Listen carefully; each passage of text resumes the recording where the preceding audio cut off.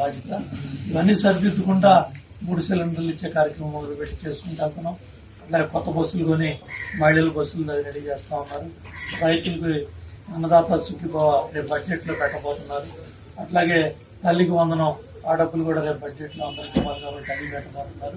మిగతా డబ్బులు కూడా ఎప్పుడు ఏ విధంగా ఎట్లా తేవాలో చంద్రబాబు నాయుడు గారు ఎన్ని ప్రయత్నాలు చేయాలి.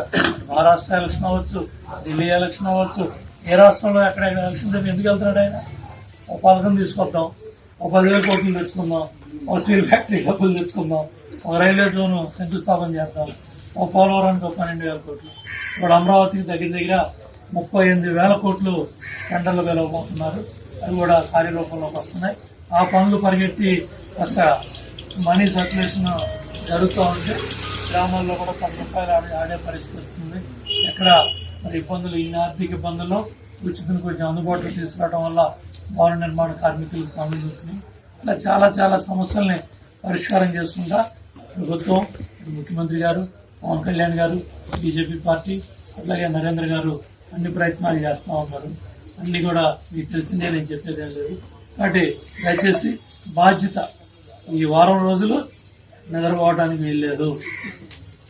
ఆల్రెడీ 20కి వచ్చేసాం. కష్టపడేది మొదలు అవుతున్నారు.